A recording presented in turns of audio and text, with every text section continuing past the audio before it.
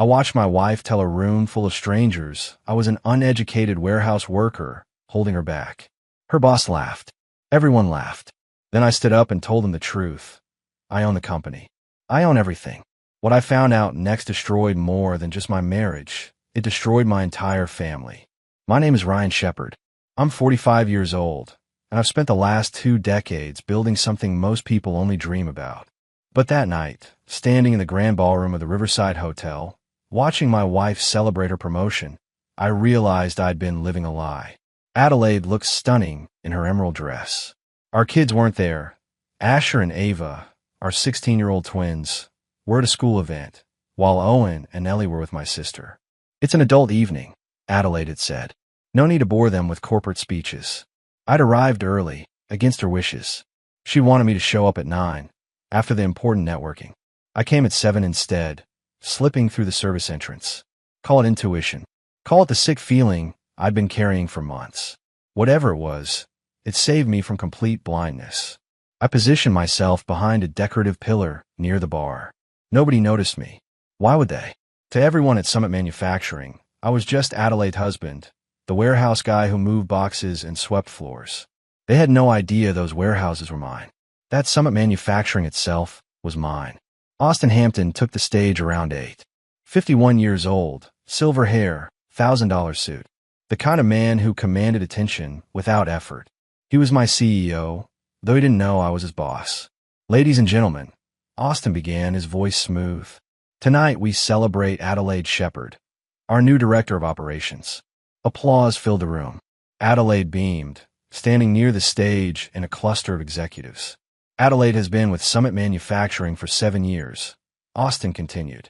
In that time, she's revolutionized our production efficiency and increased profit margins by 42%. But what impresses me most isn't just her brilliant mind. It's her determination to succeed despite significant challenges at home. My stomach tightened. Where is he going with this? You see, Adelaide has had to overcome obstacles many of us couldn't imagine, Austin said, walking around the podium now. While we go home to supportive partners who understand our careers, Adelaide goes home to someone who will. He paused for effect. Let's just say her husband is simple. He's a warehouse worker with no education. Sweet guy, apparently, but not exactly what you'd call intellectually stimulating. Laughter rippled through the crowd, scattered at first, then building. I watched Adelaide's face. She wasn't stopping him, wasn't offending me.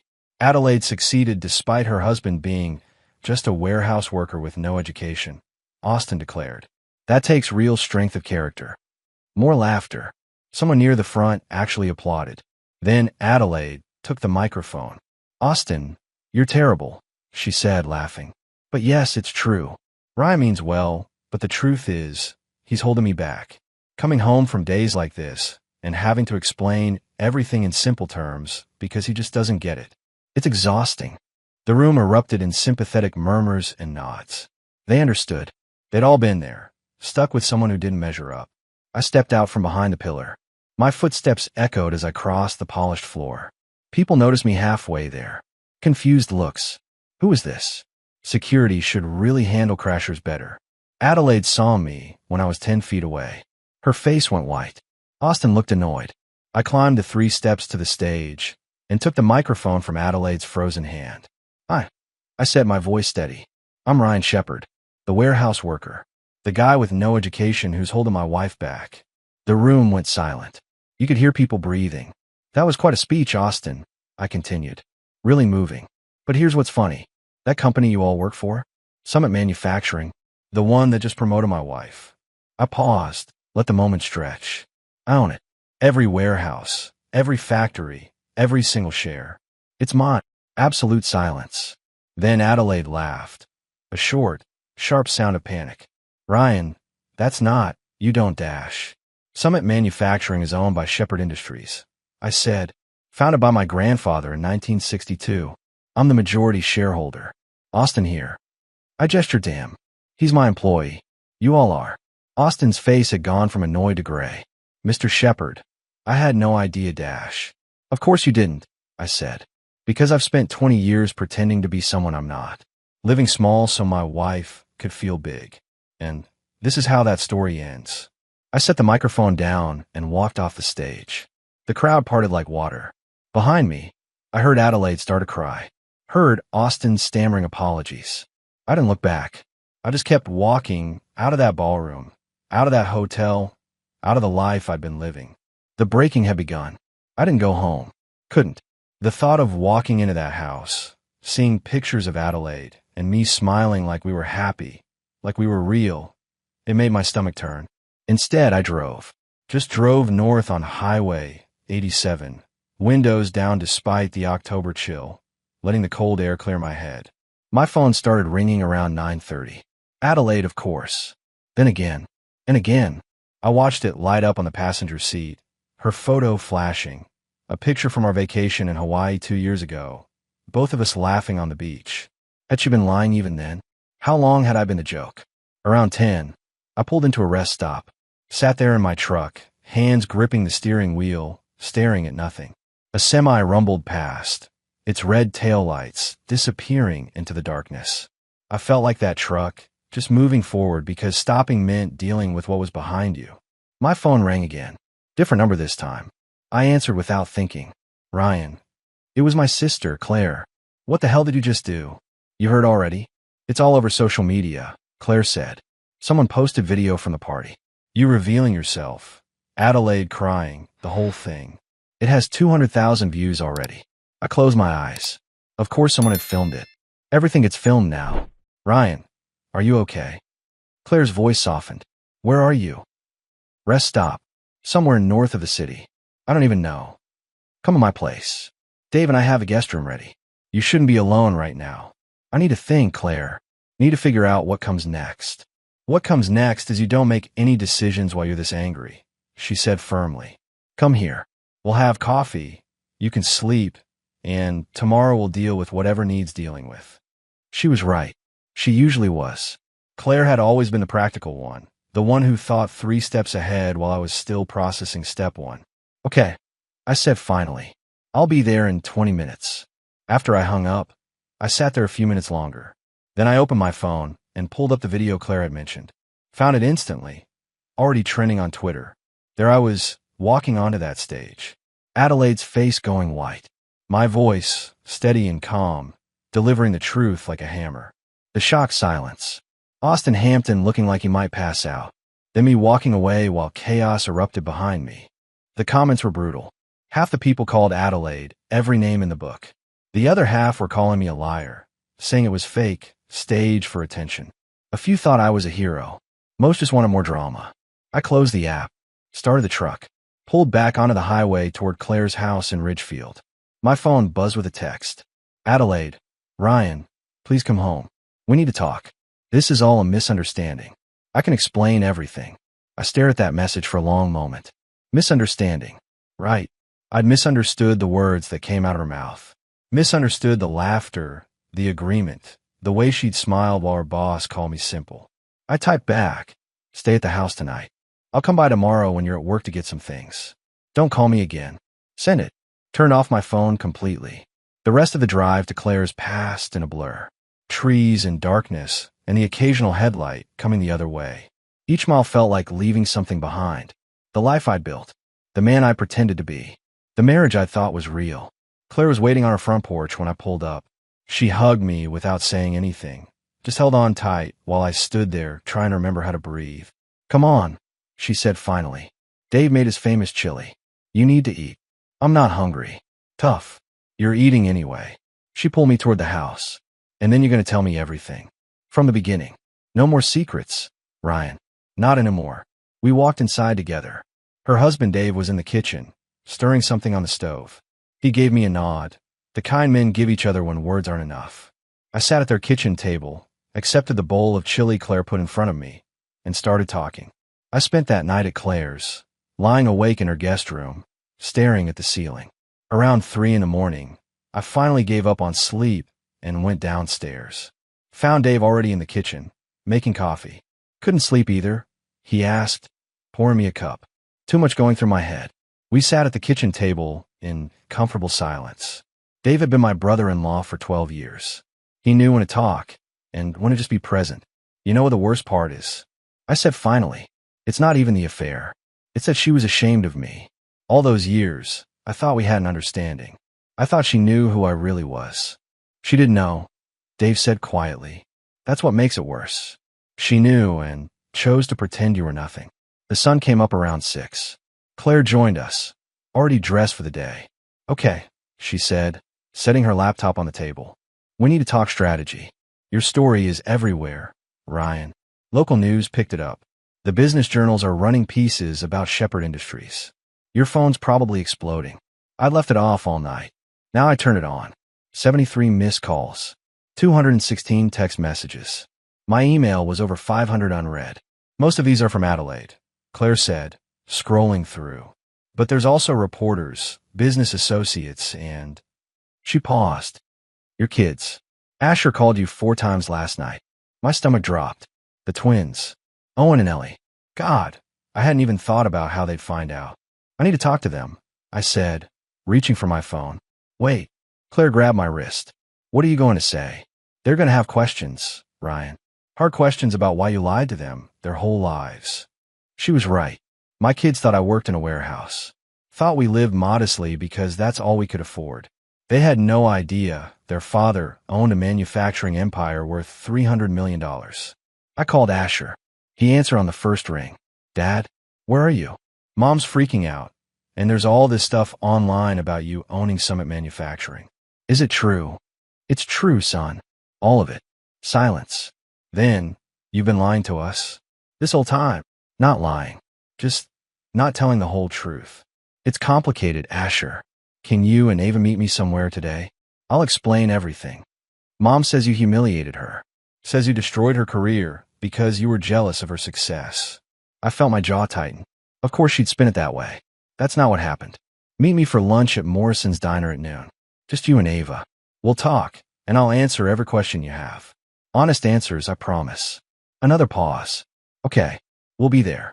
After I hung up, Claire was watching me with concern. You're going to tell them everything? About Adelaide and Austin? Not everything, but enough. They deserve the truth. I stood up. I need to go to the house first. Get some clothes, my documents. Adelaide should be at work by 10. Want me to come with you? Dave offered. No, this is something I need to do alone.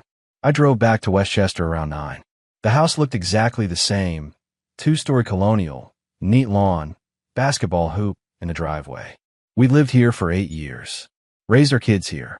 I'd paid for it in cash, but Adelaide thought we had a mortgage. Just another layer of the lie. Adelaide's car was gone. Good. I let myself in through the front door. The house smelled like her perfume. Photos of our family covered the walls. Vacations, birthdays, Christmas mornings. All those moments I thought were real. Maybe they had been, once. Before everything got twisted, I went upstairs to our bedroom. Started packing a suitcase. Clothes, toiletries, the watch my grandfather gave me. As I was pulling shirts from the closet, I noticed something. A shoebox on Adelaide's side, pushed back behind her winter boots. Something made me pull it out. Inside were letters. Dozens of them. Handwritten notes on Summit Manufacturing letterhead. All from Austin Hampton to Adelaide. I sat on the bed and started reading. The first one was dated 3 years ago. Adelaide, last night was incredible. I can't stop thinking about you. We need to be more careful.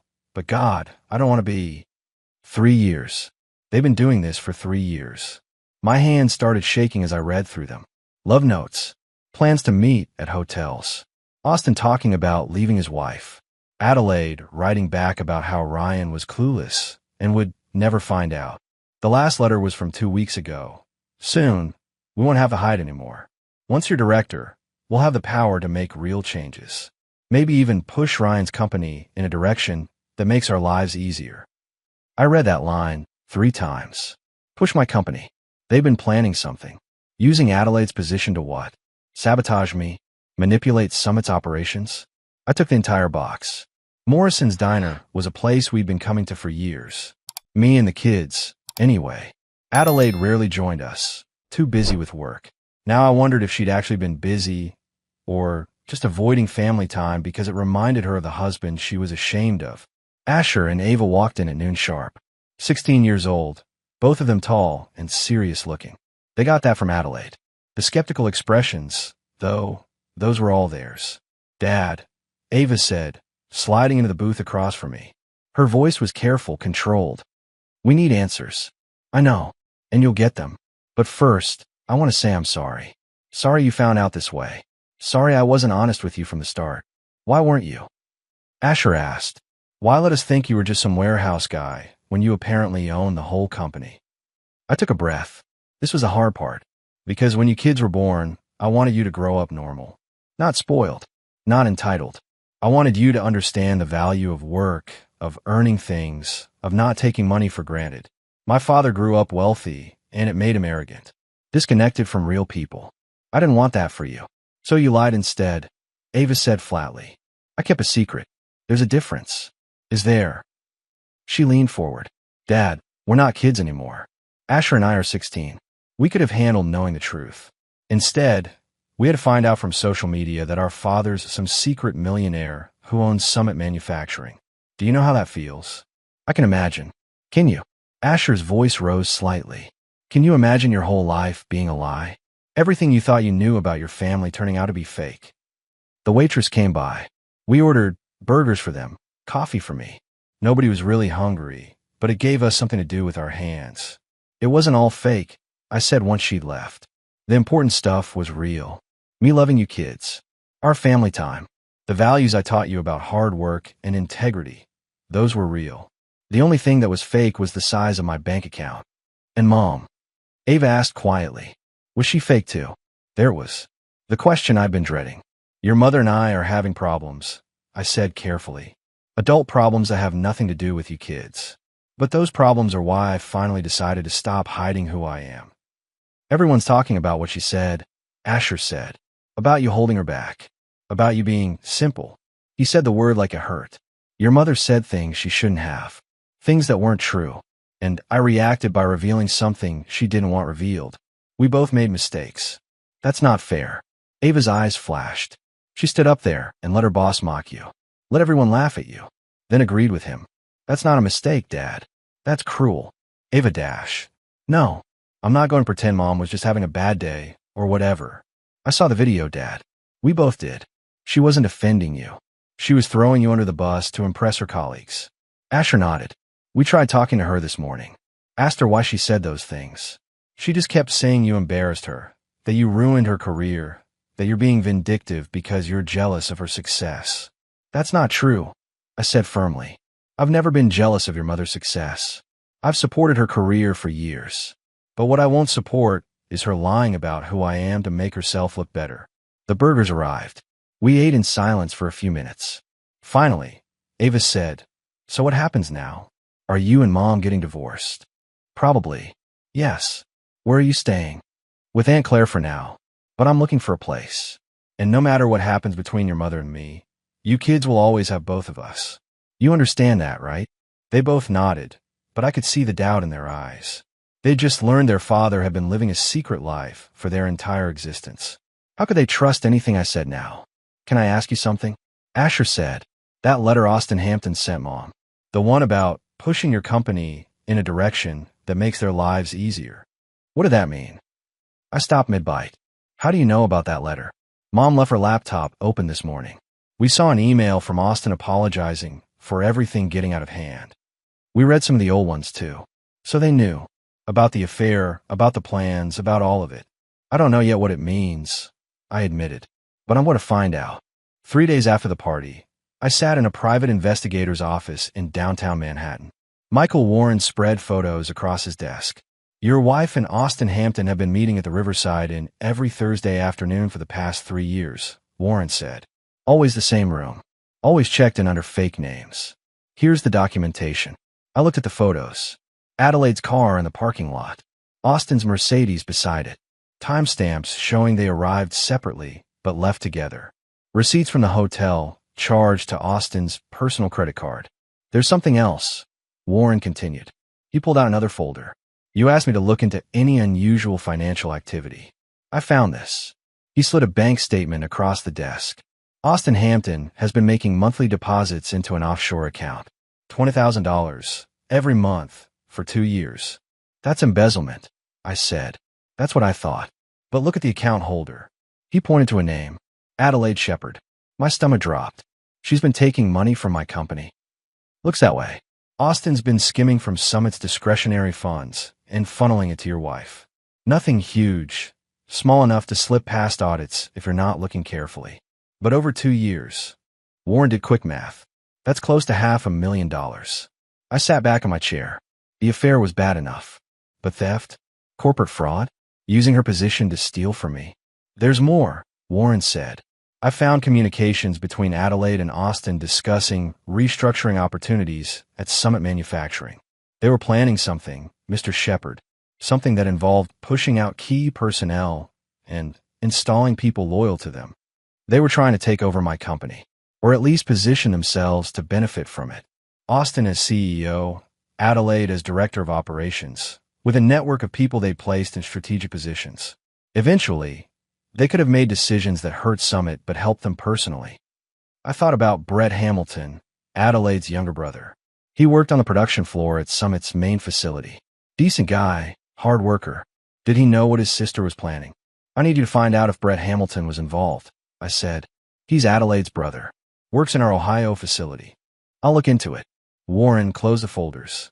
What are you going to do with this information? Good question. I had proof of adultery, embezzlement, and conspiracy.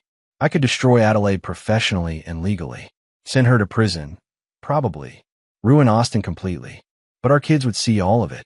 Would know their mother was a criminal. That damage would last forever. I need one more thing, I said. DNA tests. For all 4 kids. Can you arrange that discreetly? Warren's expression shifted. You think some of them aren't yours? I need to know. Adelaide and Austin have been together 3 years. Owen is 12. Ellie is 10. The timeline works. I need to know the truth. I can have collection kits sent to your sister's address. Results in 5 days. I left Warren's office feeling sick. The affair was one thing.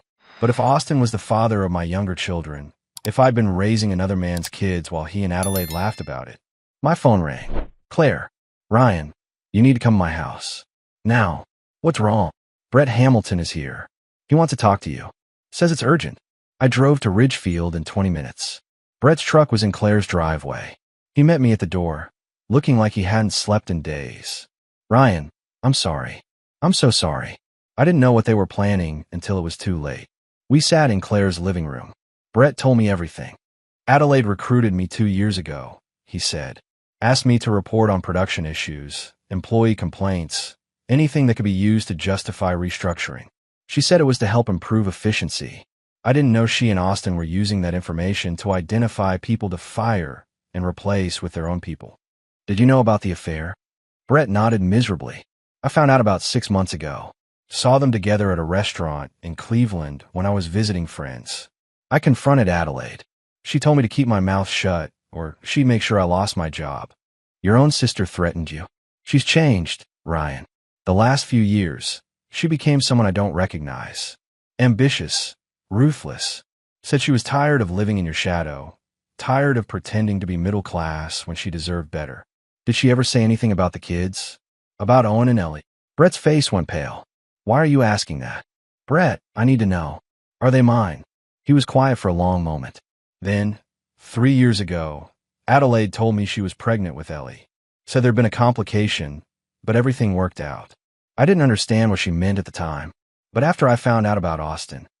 You think he's the father? I think it's possible. I'm sorry, Ryan. I should have told you sooner. The DNA results came back on a Tuesday. I was at Claire's house when the email arrived. Sat in the guest room, staring at the screen for 5 minutes before I could open it. For tests. For children. Asher, 99.9% probability of paternity. Mine. Ava, 99.9% probability of paternity. Mine. Owen, 0% probability of paternity. Not mine. Ellie, 0% probability of paternity. Not mine. I read those numbers 3 times. Owen and Ellie weren't my biological children. I'd spent 12 and 10 years raising them, loving them, being their father. And they weren't mine. Claire found me 20 minutes later, still sitting there. Ryan, what's wrong? I couldn't speak. Just turned the laptop toward her. Watched her face as she read the results. Oh God, she whispered. Ryan, I'm so sorry. I need to tell them. The kids. They deserve to know. Are you sure? Ryan, this will destroy them. They're going to find out eventually. Better it comes from me. I stood up. I need to see them. All of them. Today. I called Asher. Can you get everyone together? Your mom too. We need to have a family meeting. About what? I'll explain when I get there. Just trust me, okay? An hour later, I walked into my house for the first time since the party. Adelaide was in the living room with all 4 kids. She glared at me. What's this about, Ryan? The lawyers said we're not supposed to have contact without Dash. Shut up, Adelaide. My voice was cold. For once, just shut up and listen. I looked at my children. At Asher and Ava, who were genetically mine. At Owen and Ellie, who weren't. There's something you all need to know, I began. Something I just found out myself. I pulled out the DNA results. I had genetic testing done. For all 4 of you. Adelaide's face went white. You had no right, Dash. I had every right. And the results are clear. Asher and Ava are my biological children. Owen and Ellie are not. The silence was deafening. Owen, 12 years old, stared at me. What are you saying? I'm saying Austin Hampton is your biological father. Yours and Ellie's. Ellie started crying. Owen just sat there, frozen. Asher and Ava looked at their mother with expressions of complete disgust. How could you? Ava said. Mom, how could you do this to them? To Dad. Adelaide stood up, shaking. You bastard. You told them. You told the children. They deserve the truth. They're kids, Ryan. They didn't need to know this. Yes, they did. Because you sure as hell weren't going to tell them. I turned to Owen and Ellie. Listen to me. Both of you. This doesn't change how I feel about you. You're still my kids. DNA doesn't define family. Love does. And I love you both exactly the same as I always have. Owen shook his head. You're not my dad. You've been lying this whole time. I didn't know, Owen. I swear I didn't know. But you suspected. His voice broke. That's why you did the test. You suspected we weren't yours, and you were right. Ellie ran out of the room, sobbing. Ava followed her. Asher just sat there, staring at Adelaide with an expression of pure hatred. You destroyed this family, he said to his mother. You destroyed all of us. Adelaide pointed at me. This is your fault. You had to dig, had to investigate, had to ruin everything because your pride was hurt. My pride. I laughed, but there was no humor in it. Adelaide, you've been having an affair for 3 years. You had another man's children and let me raise them as mine. You stole $500,000 from my company, and you're talking about my pride. Her expression shifted. You know about the money? I know about everything. The offshore account, the embezzlement, your plans to take over Summit Manufacturing. I have documentation, Adelaide. Proof of every crime you've committed. You can't prove anything, Dash. I can prove all of it, and I will. In court, where it matters. I headed for the door. My lawyers will be in touch. We're done here. As I left, I heard Owen crying. Heard Asher trying to comfort him. Heard Adelaide screaming at me about how I'd ruined everything. But I didn't stop. Didn't look back. I'd given her 20 years of my life. 20 years of loyalty and love and trust. She'd thrown it all away for money and status and a man who'd helped her betray me. Now she could live with the consequences. 2 weeks after I told the kids about the DNA results, Asher called me at 2 in the morning. Dad, you need to come to Mercy Hospital. Now. My heart stopped. What happened? Owen. He took Mom's car. Crashed into a guardrail on Route 9. He's alive, but Dad, he's hurt bad. I was dressed and in my truck in 3 minutes. Made it to the hospital in 15, breaking every speed limit. Found Asher in the ER waiting room with Ava and Ellie. Adelaide was there too, sitting apart from them. Where is he? I demanded. Surgery, Ava said. Her eyes were red from crying. His leg is broken in 3 places. Concussion. They think his spleen might be ruptured. I sat down hard. Owen, my 12-year-old son, not biologically mine, but mine in every way that mattered, was in surgery because his world had fallen apart. What was he doing out at 2 a.m.? I asked. Ellie spoke up, her voice small. He's been sneaking out at night. Ever since you told us about the DNA. He goes driving, just drives around. Says it helps him think. He doesn't even have a license, I said. He took Mom's keys from her purse. Asher explained. Been doing it for a week. We didn't tell anyone because we thought he'd stop. I looked at Adelaide. She was staring at the floor, saying nothing. This is your fault, I said to her. All of this. Owen's in there because you destroyed his sense of who he is.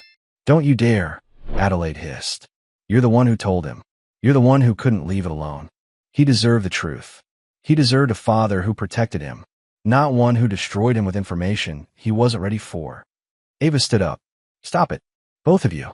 Owen's in surgery, and you're fighting about who's to blame. She was right. I took a breath. You're right. I'm sorry. The surgeon came out 3 hours later. Owen's stable. The surgery went well. His leg will heal, and we managed to save his spleen. He's going to be okay. Relief flooded through me. Can I see him? He's in recovery. Give it another hour. When they finally let me in, Owen was awake. His leg was in a cast, suspended in traction. His face was bruised, one eye swollen shut. Hey, buddy, I said softly. I'm sorry, Dad. His voice was rough. I'm sorry I took the car. I wasn't trying to crash. I just needed to get away from everything. I know. I pulled a chair next to his bed. Owen, I need you to understand something. What I told you about the DNA, I know it hurt. I know it changed how you see yourself. But it doesn't change how I see you. You're my son. Nothing will ever change that. But I'm not really yours. I'm Austin Hampton's. Biology doesn't make you someone's son. Love does. Choice does. I chose to be your father every single day for 12 years. That doesn't stop because of some test result. Owen's eyes filled with tears. It feels like my whole life was a lie. Your life wasn't a lie. Your mother's choices were. But you're exactly who you've always been. Smart, funny, brave. My son. He started crying. I held his hand until he fell asleep. Outside, Adelaide was waiting. Can I see him? He needs rest. He's my son, Ryan. Is he? Or is he just a reminder of your affair? Another piece of collateral damage from your choices. I started walking toward the exit. You've caused enough harm, Adelaide. Stay away from him until he's ready to see you. The day after Owen's accident, I filed criminal charges against Adelaide and Austin. Embezzlement, fraud, conspiracy. The district attorney was very interested in the $500,000 they'd stolen. Austin's lawyer called me 2 days later. Mr. Shepard, my client would like to meet with you. Privately. Why would I meet with a man who's been sleeping with my wife and stealing from my company? Because he has information you'll want to hear. About your wife's plans. We met at a coffee shop in White Plains. Austin looked terrible, unshaven, dark circles under his eyes, 20 pounds lighter than at the party. Thank you for coming, Austin said. You have 5 minutes. Adelaide's planning to claim you were abusive, financially and emotionally. She's going to argue that everything she did was survival, that you controlled her, isolated her, made her dependent. That's absurd. It doesn't matter if it's true. It matters if it's believable. And she's very believable, Ryan. She's already got 3 colleagues ready to testify that you seemed controlling, that she complained about you limiting her freedom. I felt cold. Why are you telling me this? Because I'm done protecting her. Austin's hands shook as he lifted his coffee cup. I thought we loved each other. Thought she and I would build something together. But the moment things went bad, she threw me under the bus. Told investigators I manipulated her into the embezzlement. That I coerced her into the affair. That she was a victim. Were you Owen and Ellie's father before this mess? Austin's face paled. What? Simple question. Did you know Owen and Ellie were biologically yours? He was silent for a long moment. Yes. Adelaide told me 3 years ago. Said we had to be careful. That if you found out, everything would fall apart. She promised me that once we took control of Summit Manufacturing, we'd be together. The kids would know the truth. You were planning to take my children. I was planning to be honest with them about who I was. Adelaide's the one who insisted on lying. And the money? The embezzlement. Austin looked away. That was her idea. Said we needed nest egg for when we finally left you. I went along with it. I was stupid. Thought I was in love. Where's the money now? Offshore accounts. Adelaide has control of all of them. She cut me out completely after the party. He pulled out a flash drive. Everything's on here. Account numbers, passwords, transaction histories. Take it. Use it against her. I don't care anymore. She destroyed my life. My wife left me. My kids won't talk to me. I'm facing criminal charges. All for a woman who never actually loved me. I took the flash drive. This doesn't make us even, Austin. You still stole from me. Still slept with my wife. Still hurt my kids. I know. But maybe this helps balance the scales a little. I left him sitting there, alone with his regrets. That night, I gave the flash drive to my lawyers. The next morning, they filed motions to freeze all of Adelaide's accounts. Every dollar she'd stolen, locked down. She called me screaming, "You can't do this. That money is mine. That money is stolen. And now it's evidence. Hope you have a good lawyer, Adelaide. You're going to need one." Adelaide refused the settlement. Said she'd fight me in court, prove I was controlling and abusive, take half of everything I owned. Her lawyer was confident they could paint me as a manipulative billionaire who'd trapped an innocent woman in a web of lies. The trial started 6 months after the party.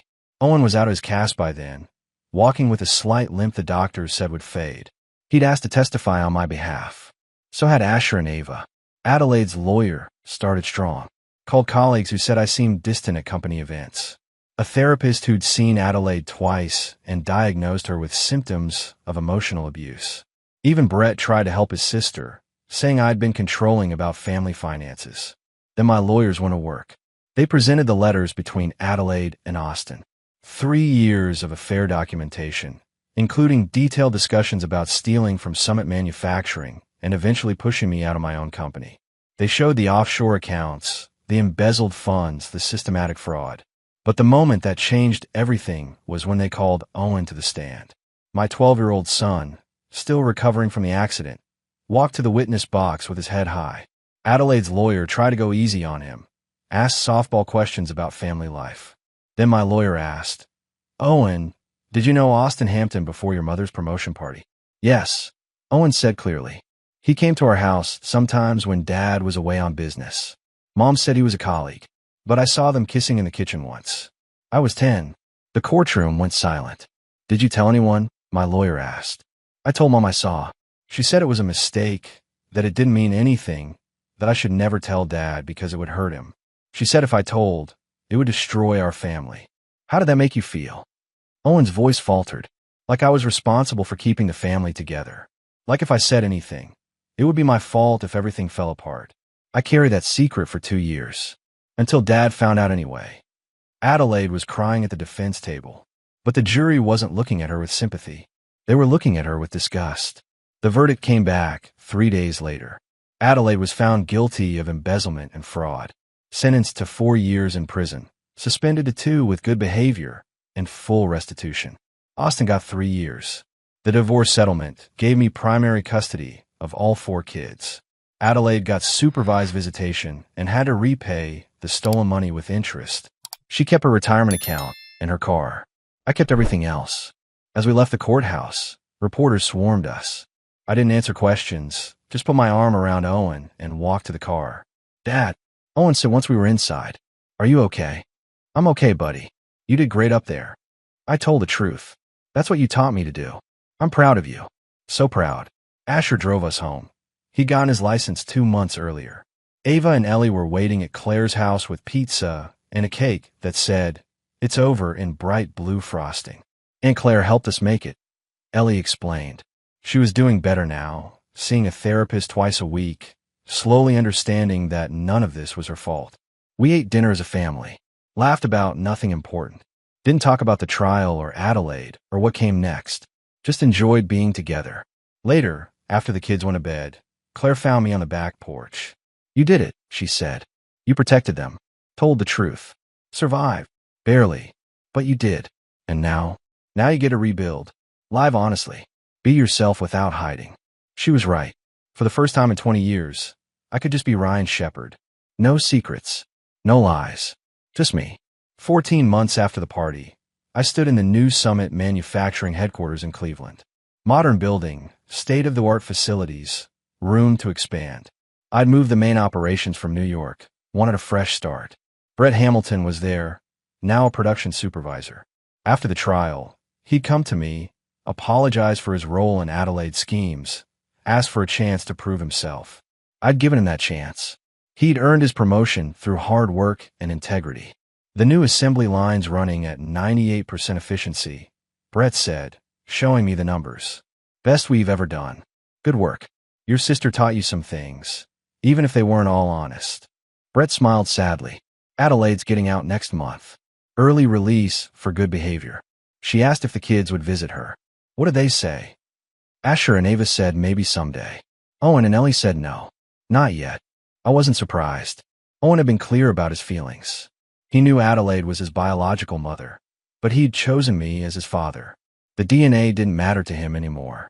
He was a shepherd, and that was that. Ellie had taken longer to process everything.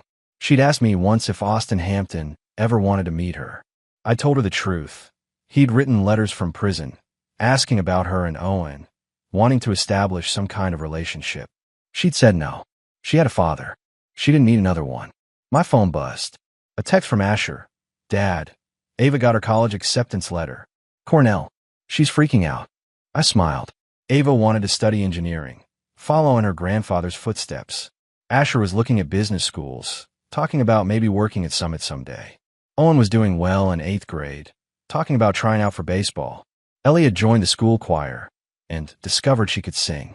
They were healing. We all were. You should go, Brett said. Celebrate with your kids. This can wait. I drove back to Westchester, to the new house I'd bought 6 months ago. Smaller than the old one, but ours. No memories of Adelaide's betrayal. Just clean walls and new beginnings. The kids met me at the door, all talking at once about Ava's acceptance and what it meant and where Cornell was and how far away that would be. We're ordering Chinese food to celebrate, Asher announced. Ava's choice, since she's a genius. I'm not a genius, you idiot. I just worked hard. Same thing, Owen said, grinning. We crowded around the kitchen table, passing cartons of food, arguing about movies to watch later, planning a trip to visit Cornell's campus.